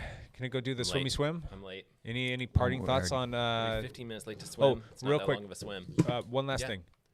One last thing. Yeah, tell us about your upcoming video. I have a video coming up tomorrow that I can't really talk about, but you guys should Ooh, top secret stuff. tune in because I'm excited for that. There's some great videos coming up, a lot of gear. I'm going to try and give away as much stuff as I can, so you guys should definitely tune in and I think we check can it out. say this, that Okay. Matt's going to be running through a new product coming out Yes. tomorrow. I do Can't talk- say what it is. yeah, I talk about products a lot on my channel, and Yeah. so it is a new product. I And think our it's- cycling friends as well as our triathlon friends are both going to probably Yeah. enjoy said It'll- product. It So. fits with the channel very nicely, and Yeah. it's a product that we're excited about. Exactly. And it's something that I'm excited to get out and show people. Yep. So I'd say by the time this comes out, but I guess people are watching, Watching on it live. YouTube. I know we used to be able to do that. We used to be able to do that before YouTube. When you're Yeah. listening, you can go back to Matt's channel. And that's youtube.com/mlegrand. Yes, go check it out. Subscribe. Do the things. It just crossed 7,000. Did you really? Yeah. Congratulations, Celebrate. Matt. Like party. Yeah. Where's the where's party? The fireworks? We need some party. Ooh, hold on. Oh, well, hold on. Nope. Or the laugh track. Yeah. Yeah. There you go. Yep. And we'll do something big for 10,000 maybe. Nice. I don't know what we're gonna do. Yep. But we'll do something. Are you going to tag team out of here today? That's what I thought. I It was didn't like- look like it. Evan popped in and then Hit popped and right run, back huh? out. I know. I was like, perfect timing. I gotta go. You take over. But I'll go. I'll yell at him and be like, take Okay. over the mic. Sounds good. All All right, right, Matt. bud. Have a Later, good swim, man. guys. We'll catch you later. What else you got, Lance? You want to talk about mountain bike tires and cyclocross tires a little bit more, like tire selection? That's a whole nother ball game. I don't know if you want to go that far. Do you want to go that far? I think that it makes sense. We can talk about it for a little bit. We got a little bit more time. Let's just talk about like how we go through making our tire choices. Like what is it that we're looking for all tires? And I'm going to start with road. And I will actually use 2 different tires throughout the course of the year. In the winter time, when it's kind of crappy out and the road conditions can be a little less than desirable, like you might see a little bit more debris out there from different parts and pieces that are hitting the road. I'll see, Matt. Bye, Matt. I actually want to run with a different tire, and the Continental has been good, but I'm going to stick with the Pirelli, and they have got that Centrano, which is got for that the extra winter. layer of protection. I do not want to be changing a tire for any reason at all when it's 40 degrees and raining out. It's just miserable taking your gloves off. It hurts your hands. It's hard getting it off. It's a Yes. mess. I just don't want to deal with that. So if I can add an extra layer of protection, I'm going to do that. And I'm going How much? They're not that much heavier, but they are a bit heavier. They are. I believe they're pretty much in line with what the Continental GP 5000 weighs. I think I can double check that, but I'm pretty sure it's pretty close to that. So you're not taking a huge weight penalty. It's not like you went from the Continental GP 5000 to the Continental Gatorskin hard shells. There was a significant difference Right. between those. But I'm going to jump up to that tire. And then as soon as the weather starts to look a little bit nicer, I'm going to take those off, and a couple things are going to happen. My bike's going to lighten up. The wheels are going to spin up a little bit faster. Yeah. I'm going to get a little bit better grip on the road, and I'm going to have a racier tire on there, and that's going to feel really good after coming through a winter of training. So I'm gonna do that. I'm gonna be a 2-tire person for the course of the year. That's my deal. How about you? I've just stuck with the lighter tires. Sure. I will probably just do that year round. You think so? Mostly because a lot of times during the winter, You're snowbirding it, dude. I might end up in a warmer climate Yes. where I would rather have the other tires. So I'll Yep. probably just roll, especially if they're lasting 2,000 miles. I'm not going to change them that often. Gotcha. So. Gotcha. Let's talk about gravel. Gravel tires have there's a slew of different tires you can choose from, and I think that starts to boil down to what kind of gravel riding you like to do. But what kind of gravel tire do you use? And what are you choosing these days? On my BMC Urs that I'm riding, it has the WTB Rattler, Something like that, yeah. I think, on it. That was the stock tire it came with. It was a stock tire it came with. I've left them on their 40s. Uh-huh. Are they 40s or 42s? I think mine are 40s. I think they might be 42s, but See, I don't remember. Tomato, it's pretty damn close. Regardless, even on like flatter, like smoother courses, I've left those 42s on there. Yeah. Just because the flat protection is just better. So the thing I'm always looking for on my gravel tires is rolling resistance. Sure. Because I'm racing these tires, I'm not just riding them, and so I'm always looking for something that has less of a knob right on the top of the More of a file tread. but Correct. something with a little bit of knobs on the edges so that it will hold corners for me. Sure. So, that's what I'm always kind of looking for. Almost all gravel races, very rarely do you want something less than a 40. Yeah. Some race promoters say you should 35s are fine here or 32s are fine. I've just never done that. Dylan Johnson on a few weeks back, he was talking about the rolling resistance being better with the bigger tires, and he'd gone from a 40 to a 45, and he was actually going to be testing and looking at the idea of maybe even going up to a 50. If I'm not mistaken, or something like that. I think he said something like that, yeah. Or maybe it was a 40 to a 45 that he was jumping up to. But whatever the case in point was, the research that he was doing was showing that a wider tire and a bigger tire was providing better rolling resistance. Yeah, I mean, why would you not want the wider tire if it's less rolling resistance? And he did all right this past weekend, right? He did. He did a 150-mile race and took fourth. Yes. With some heavy hitters. Yeah, behind Lawrence Temdam. I can't remember which race he was in. Was Gravel Loco or something? It was Gravel Locos. Yeah. We'll get to that. Behind Lawrence Tendam and Colin Strickland. Colin Strickland won Unbound 2 years ago. Yep. Lawrence Temdam is a EF Education Pro World Tour rider that is taking the summer to race gravel events. Sure. So, and Dylan was fourth in that field. He actually beat Peter Stetna and Ted King. Jeez, good on him. But which both had flat issues. And I'm guessing Dylan did not, because Dylan beat Peter by 13 minutes. Yep. And Peter had several flats and had to boot and tube tires. Oofed. So, and I'm guessing that Dylan didn't. Yeah. I wonder if Dylan ran the tire inserts that he was talking about with us. Good I question. can't remember the name of those, but that's another question is like Super tire inserts for gravel. I mean, how much of a necessity would you say that it is? Well, it sure is peace of mind. Yeah. So I've been racing with tire inserts this whole last year on my gravel bike, and I haven't had a tire issue on No. And any you're running at a race. pretty low tire pressure in comparison to where you were at before, which was already relatively low. Yep. Where are you at with your tire pressure right now? If it is a muddy, rough course, I'm running like 25 and 24. Wow. If it is a pretty smooth course with half pavement, I'll run 30, 28. So, which is not that low. Yeah. But with tire inserts in there, oh my gosh. It just, the tire grabs so nice. It does. And you just, I mean, at Shasta Gravel Hugger this year, the crux of the whole race was this 1 3-mile Jeep trail section, which was nasty, ruddy, muddy, snow-covered, big rocks. And I ripped it through there because I had 42s on my bike and tire inserts, and I just had confidence to just go. And that made a difference in that race. So I'm super fond of the tire inserts. It just makes everything feel better for me. Yep. Do you think it helps keep the tire on? Keep you? Yeah. It lessens the likelihood of a burp. The actual design of it, part of the insert goes up the edge of the tire, and it gives a little bit more sidewall support so that you don't burp as easily. Yeah. The drawback with tire inserts, if I have to stop and tube a tire in a race, freaking race Huge is hassle. over. Yeah. It's Huge hassle. It's a hassle to, and then what do you do with the insert? You got to wear it around your chest like Rambo and your You gotta wear it around bullet your belt. chest or chuck it in the closest garbage can. You know, and they're if you're in a expensive race. too. That's another thing. It's like a set of Cush cores retail for about $150. Correct. That's not cheap. Nope, it's not cheap. But they do last for a long time. And the last thing with the Cush core, now I can't remember the stuff that Dylan was using, but the Cush cores are a little bit on the heavy They're side. heavier, Yeah. yes. There is another couple brands out which are significantly lighter. Yeah. Which I can't remember the name of them. Well, I right know now either. Victoria is one of them. I can't remember the other one that he was talking about, though. I've got to write down some notes somewhere to call, and I just haven't gotten around to it Yeah. yet. But yeah, curious. I love the inserts. Gotcha.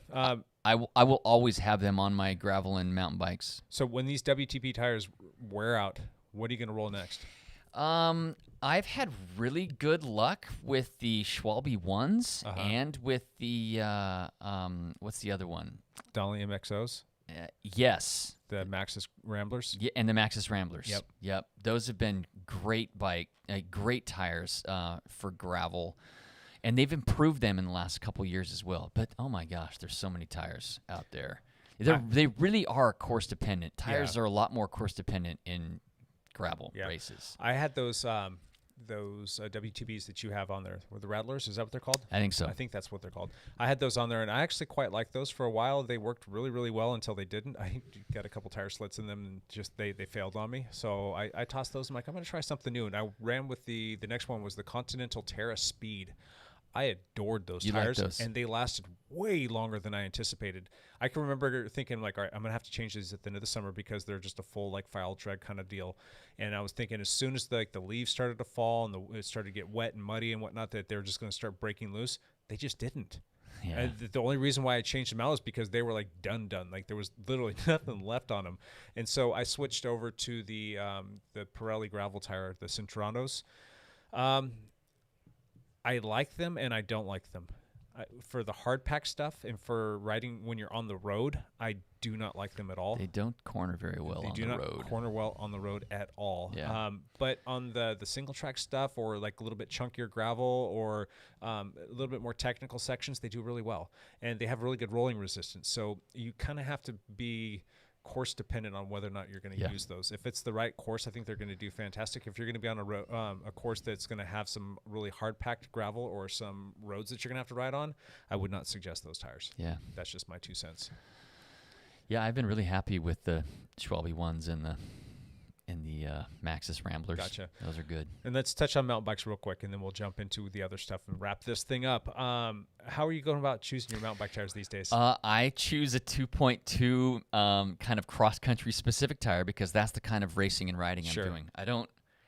There are so many different choices with mountain bike tires. It spins your head. There's so many choices. Yeah, especially.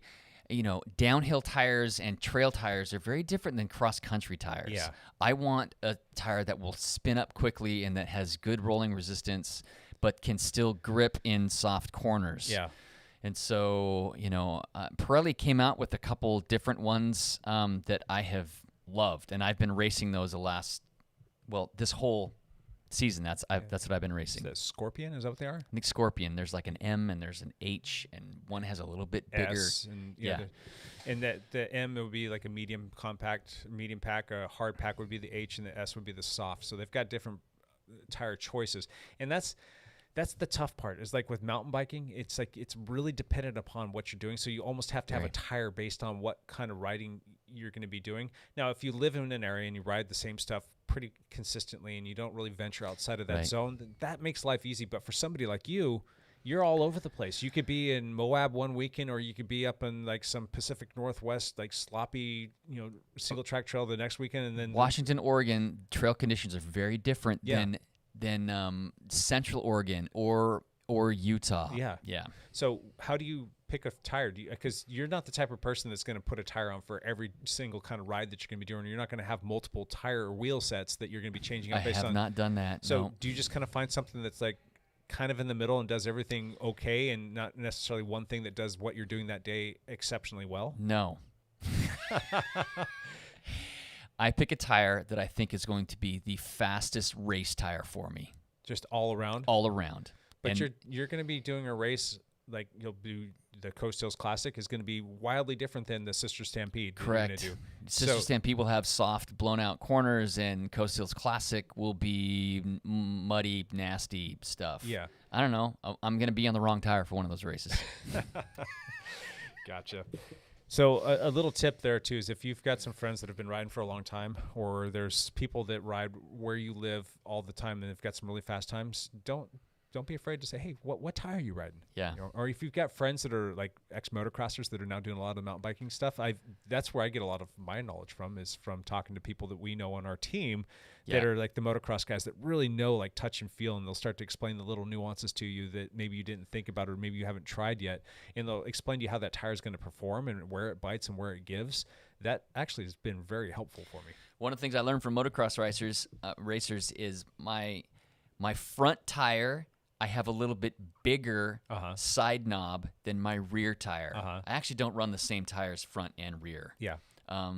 I have more grip on my front tire so that my wheel will hold in corners. Yeah. My front wheel will hold in corners. Generally, you don't lose grip in your rear wheel. You lose it in the front and wash out. Yep. Yeah. Now, here's another thing that I have discovered that really has changed the way that I look at tires. And this is something that I should have known for a long time. Like I've known, but I haven't experienced it. And I've been racing and riding mountain bikes for the longest time. And I've just now in the past, literally the past 2 months, have finally been able to embrace and use this, even though I've had one for the last 2 years. And that is a dropper post. Oh, yeah. And you're going to be like, really, just now? Well, the problem is the bikes that I've had all the way up until I got hit by the car and had my accident and wasn't able to do anything mountain bike related for a long time had all been like a fixed seat post cross-country mountain bike. And that was the thing forever and a day. And that's right when dropper posts were starting to become more of a thing. You were starting to see it kind of make its way into the cross-country arena, and more people were riding those. I'm like, oh, that's fine and well. And like, in theory, that works well, but I'm fine with this. I can do this. I can, it is what it is. And then finally, it was about 2 years ago and some change, I got a new BMC 4-stroke that had the built-in dropper post to it. I never really got to use it because I was never comfortable on the mountain bike because it always hurt my shoulder. Yeah. And so I was just like kind of tiptoeing down anything and even getting off in walking sections just because I was afraid if I was going to fall, I was going to hurt myself. Yeah. Well, fast forward to about a month and a half ago, I've got my current 4-stroke. It's got the dropper post on there. I'm like, you know what? I'm going to try this. I'm going to try a bunch of different things. I'm going to try to get back on the bike to see if I can acclimate my shoulder. I'm going to try to use some of these other things that I know in theory should help me out. Getting that dropper post down so I can drop my body weight down and get some of that pressure off my shoulder is something that I wanted to try.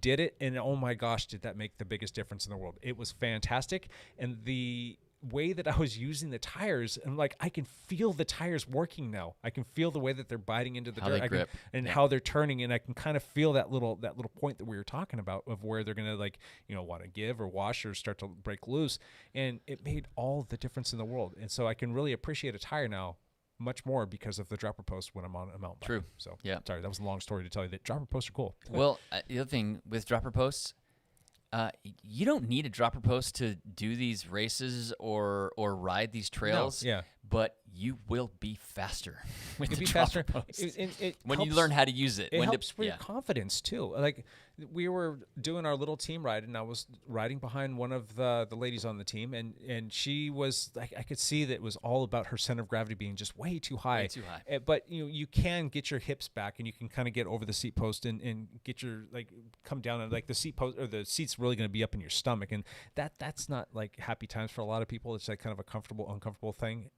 If you've got that dropper post, that's going to help them out a lot. And I think that if I had her on a dropper post where you just get the seat out of the way and let her put her body where it naturally feels most comfortable, it's going to make a huge difference in her riding. Huge. Yes. So that's just my 2 cents. All right. I agree. We've rambled on a lot about tires today. We got one question. Go ahead. Coming from Jesse Tonkinson. Talk! How have your tire inserts changed your approach to tires? next frontier of the selection algorithms? I have him on my gravel bike. I'm still, the jury's still out with me. I don't think it's going to be earth-changing for me thus far, but then again, I haven't gone out and put it through the paces like Lance has in a really treacherous stuff. I've only been riding some of the local stuff here. I haven't been doing some of the bigger gravel rides. That's going to be happening for me very soon. So Lance can speak to this much better than I can. One of the things is your sidewall thread count is not as important if you have tire inserts in. Sure. This is a mountain bike, Yeah. Thing where, usually they come in either 60 thread count or a 120 thread count. Uh-huh. And if you're doing hairball crazy stuff, you want the higher thread count. Protection, yep. 120 is more protection from sidewall cuts. But you get even more protection with the tire inserts in there. So Yeah. it changes it a little bit. Yeah, you can run a lower tire pressure, and the tire ends up like almost conforming to the object that's trying to penetrate it. So if you think of like a balloon, if you blow up a balloon like really firm and tight, and you take something and you poke it, it's going to pop a lot easier than if you just blow it up halfway and you push it into the balloon. Yeah. The balloon's just going to conform to said object, Right. And you've got more compliancy there. It's just confidence. Yep. You have way more confidence in hitting sharp stuff or rough stuff or Just hugs, yeah. or hug stuff. I'm a believer. Yeah, I'm 100% behind you with Yeah. that. So I just don't know if it's like earth-changing, earth-shattering, and you absolutely positively have to have it. It's a nice add-on. Yeah. But yeah, you can get away without it. You But can. I think having it is just an extra layer of protection and confidence that is worth $150. Sure. So, and the hassle of getting it in there. So, good stuff. I haven't said that in a while either. So it goes along with your glorious. How about this? Do you want to do your whole this thing? Champ here. I'm all about having fun. Get a couple of cocktails in me. Start a Get the fire in cocktails again, someone's are ya? kitchen. Maybe go to SeaWorld, take my pants off. All right, that's enough of that. Go Champ ahead. here. What's up, champ? Okay, yes, we still have the Giro that we kind of alluded to a little bit earlier. Yep. It is happening. Egan Bernal is kind of running away with it. Is he really? Yes. So it is Monday morning. He won today's stage again, mountaintop finish. He now has like a 2.5 minute lead, so he is kind of pulling away. Egan Bernal. Who's in second place? Is it Remco? No? Remco lost 23 minutes today. What? He's out of the top 10. Why? What happened? Mechanical, a crash, or No, crack, or what? Today was actually supposed to be like a 120-mile stage, and it was pouring rain and nasty. They cut it in like half, and and the descents were treacherous Yeah. because of the rain. Yeah.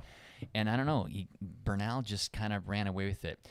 Simon Yates was in second, but he lost like 3 minutes today, and so I don't even know who's in second right now. Some dude that rides bikes? Yeah, some other dude that rides a bike, but it's kind of been Egon's show. Yeah, Egon's show. So What's left in the Giro? I don't know. A That's few more a rides? question for Is it a Evan. full another week? I think it's a whole and nother then they'll week. wrap things up this weekend? I think so. So he's sitting pretty proud, pretty strong. It's Yeah. his to lose. And he can time trial. Yeah. He's not bad He's- at time trial. Yeah. He can crack, though. Yeah. He can crack.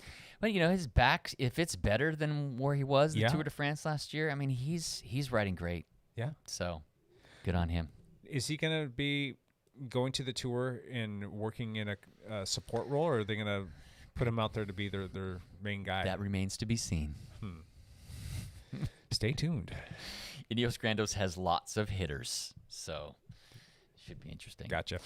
Other than that, there was like 4 big gravel races this week. It was like the gravel weekend to race bikes. Gotcha. So we talked a little bit about Gravel Locos, which was a Texas gravel race. It was 155 miles. Wow.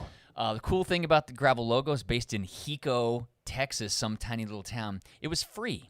They did not charge admission. That was interesting. Yeah, whatever.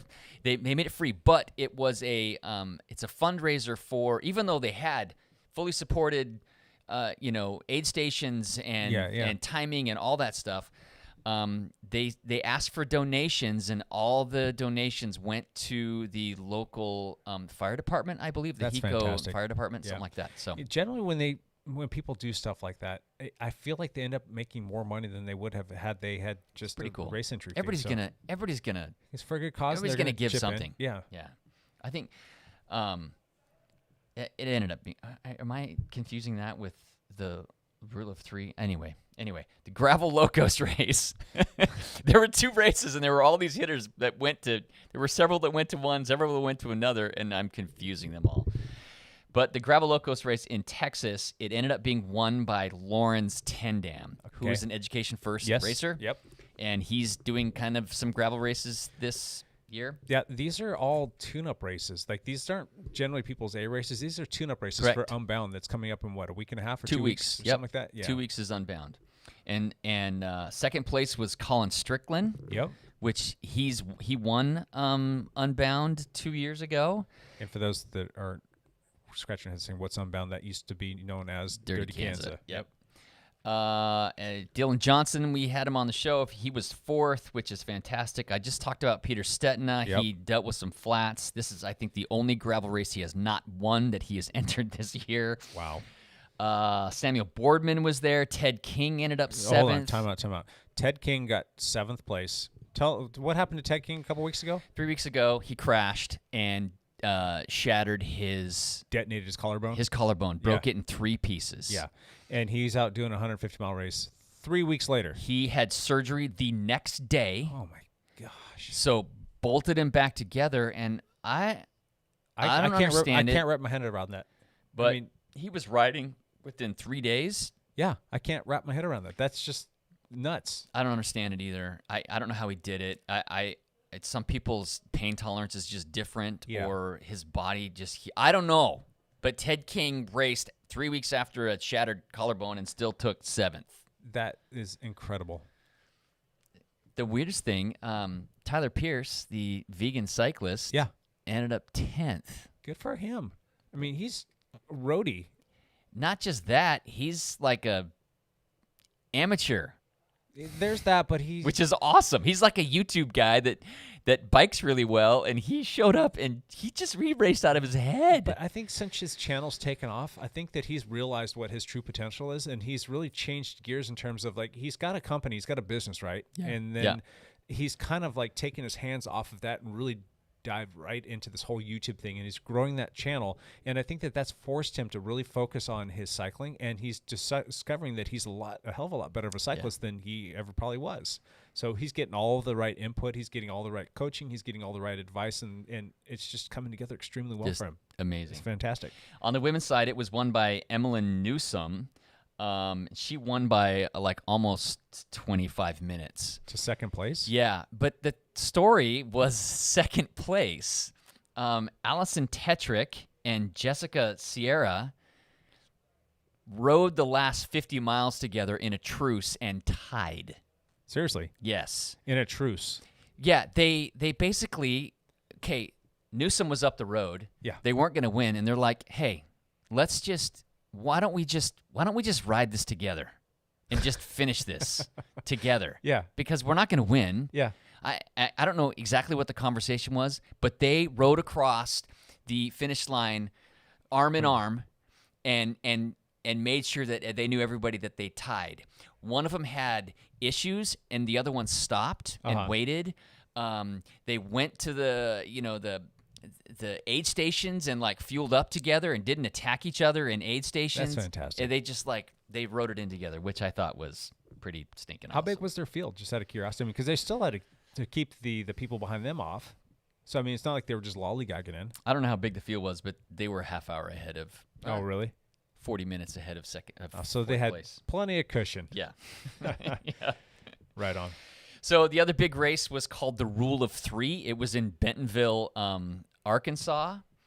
Yeah, I guess we should mention that too. The vegan cyclist? Yeah. Yeah, go ahead. He actually, this is coming from Jeff Elliott off of YouTube.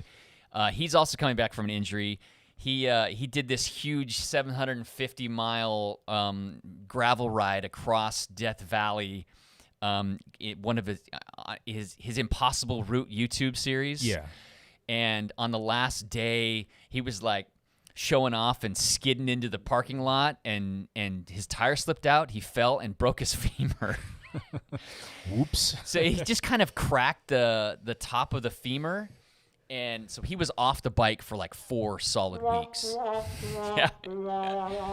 But he's already came back this Yeah. strong and ended up top 10. Yep. Yeah, just kind Good of on him, amazing. yep. So good for him. Okay, the other big race was in Bentonville, Arkansas, called the Rule of 3.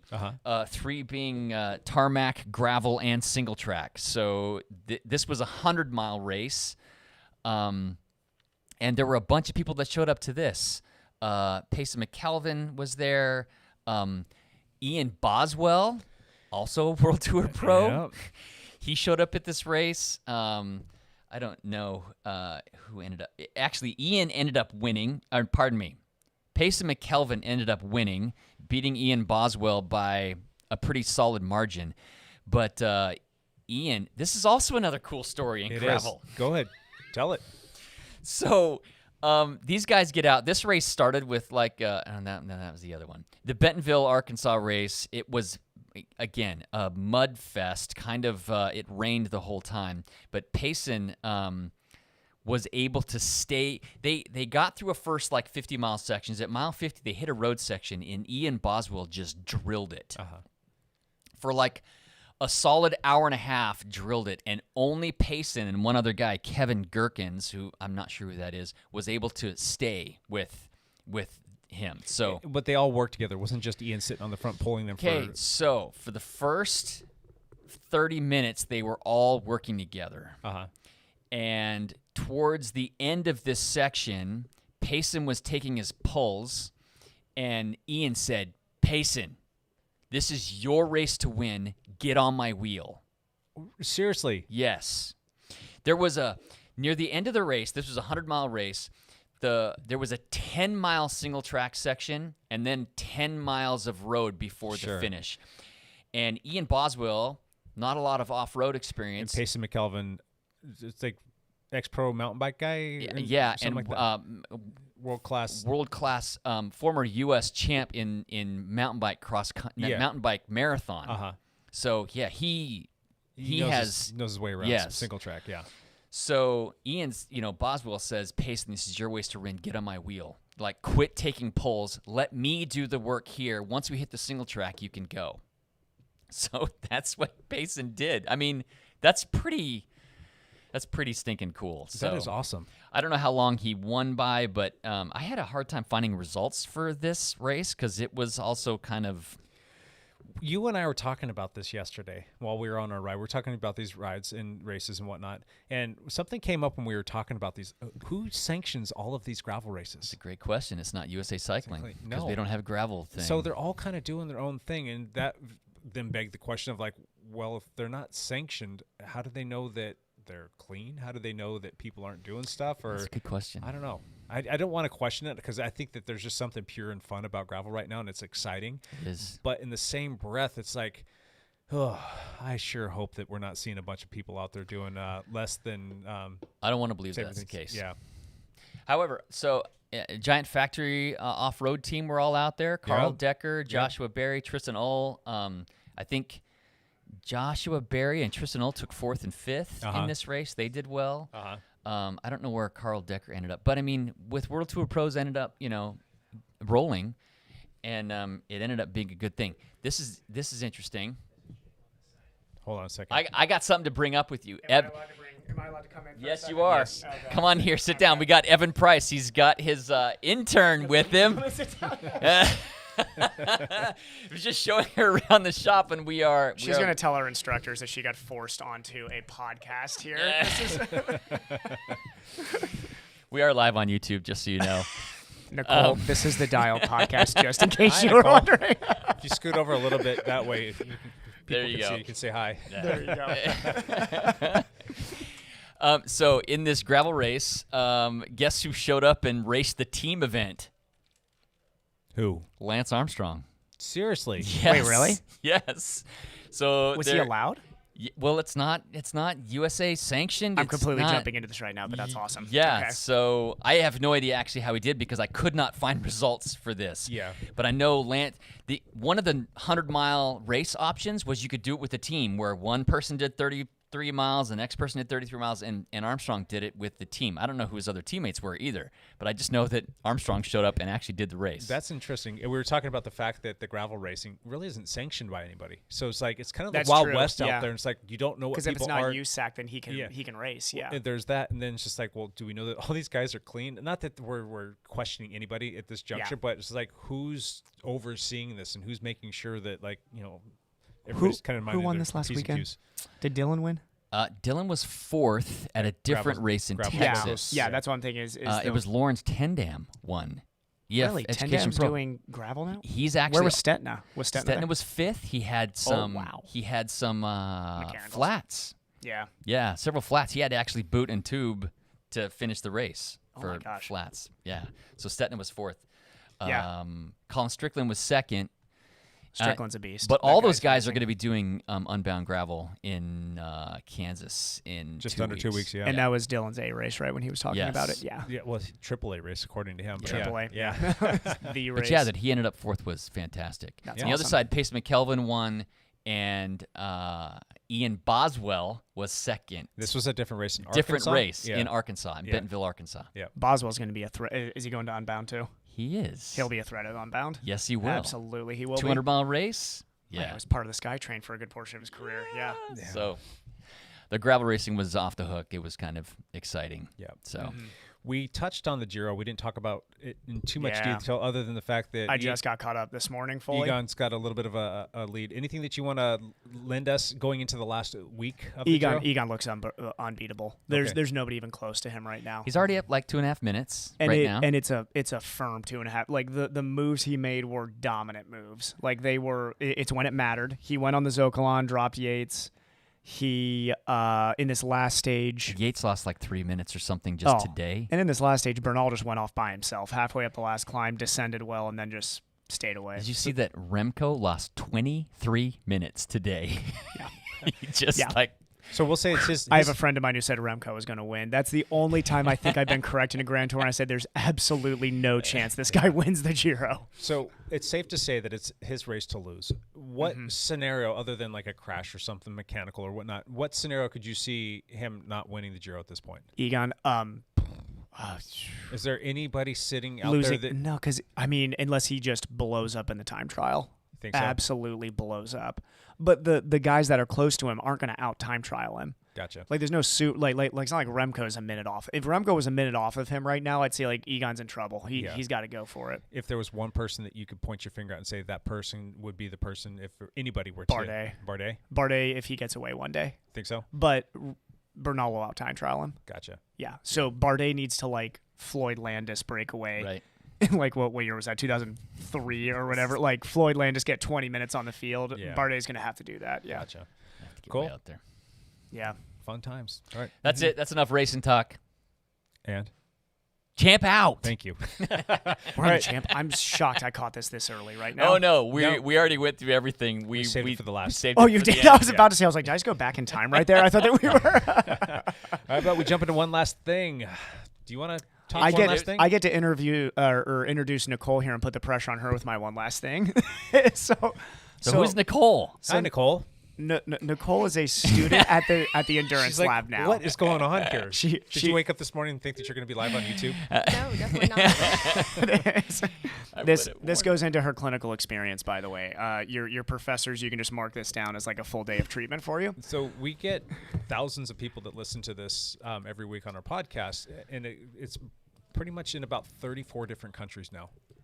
Wow, that's yeah, amazing. It's pretty nuts that people actually want to listen to us talk about bike-related stuff. But yeah, They come for the mustache. That's Yes, what exactly. This is the only reason I grew a mustache this year was we've- for this We've podcast. started this little foray into the YouTube lands, and we started streaming live for our podcasts officially. It was back in January. January, I think. So, yeah. and we'll get some watches and some listens there, and it's continually can grow every single week, which is kind of cool. So yeah, fun.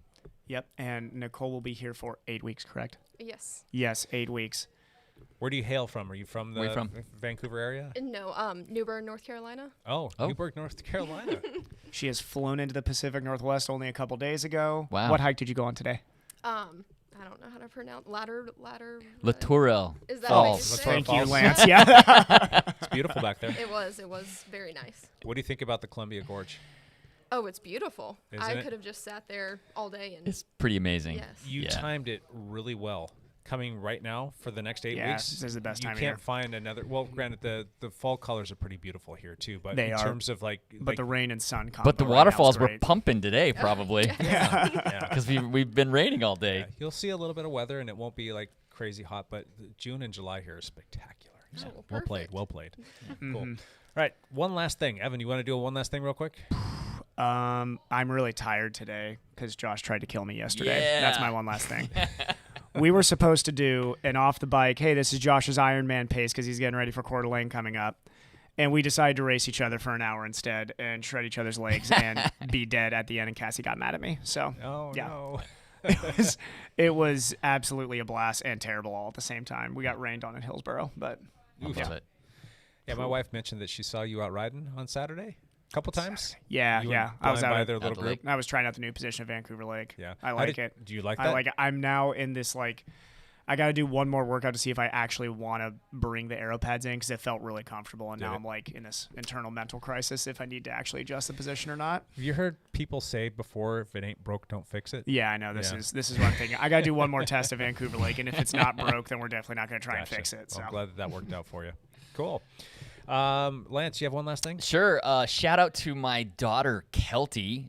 How old is she? She's 23? Maybe she's 24. I don't remember how old my own daughter is. I'm in you're trouble. terrible, Lance. She was just hired to work on a Miramax film set for Seriously? the month of June that is filming Wow. in Utah as one of the assistants to the AD, one of the assistant director. She's The assistant director? she's something like that. The But assistant to the assistant. the fact that she got offered a job to work on an actual Miramax big budget film shooting in Utah, she's Yeah. it's pretty exciting for her. That for is us. very exciting. Yeah. Well, since you're talking about her, how are your other two kids doing? Real quick. They're all doing great. My youngest daughter Darby is working here as a personal assistant to an office manager here in town for the summer, and Lake, my oldest son, is working in Moab, Utah, as a river guide this summer. He's So- the one I'm most jealous of. He's I see got a the picture. coolest job in America. Yeah, he's Yeah. just sitting Oh, on Well, the that's boat. what Kelty's also doing. She's Yeah. taking a 4-week break from her river guiding job to work on this film before she goes back. So, yeah, Sounds so rough. it's yeah. Lake should just do that as his career.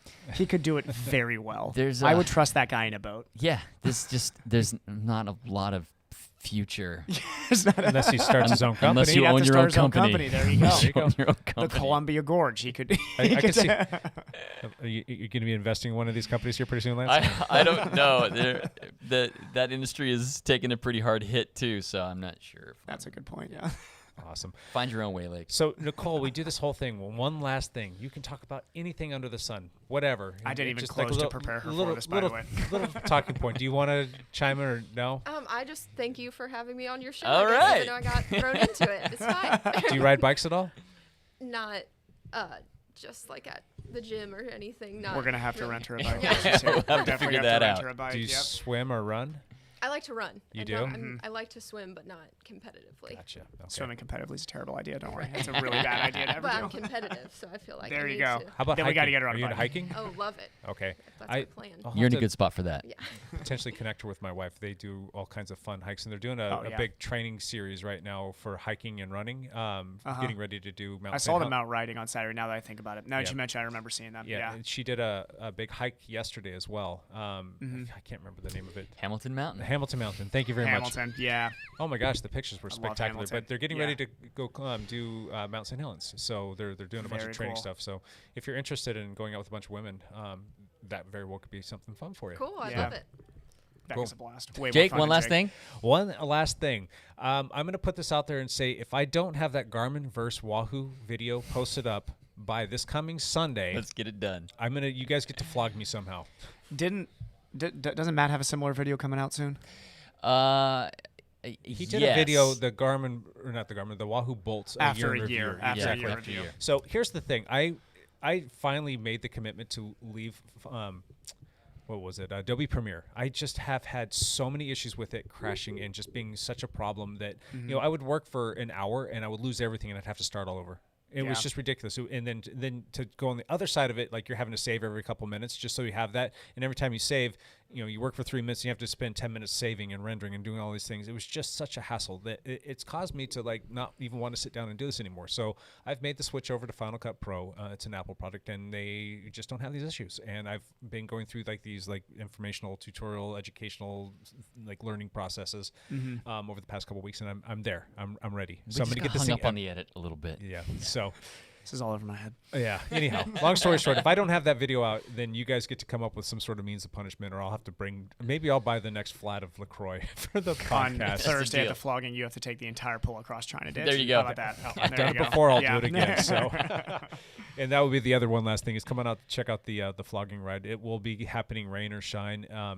When it's wet out, it's still kind of fun. It is fun. Still. It is still fun. You guys are due for like 10 consecutive nice days on Thursdays. I think so. Even It's though- only rained like 4 times in the last month. It's been Right. on every Yeah, Thursday Thursday. evening. Exactly. And it's supposed to rain again this coming Thursday. think Go so. figure. So, but Yeah. the weather Yep. here, you just wait 5 minutes and it'll change. So, Yep. cool. All right. I think that's it. Nicole, it was a pleasure to meet you. Evan, glad we got to see you. We had a lot of different people come in the Came in as podcast much- I today. know, So. yeah. Matt was in here for an hour. I know. Or so. He was in now. And Yeah. I saw him. I got to give him his Koros watch back Oh, finally. yes, that's so. right. He's currently swimming right now. And Lance, as always, thank you for everything. Bet. Everybody else listening, watching, and all that other fun stuff. We'll see you next week. Thanks for watching, listening. Bye for now.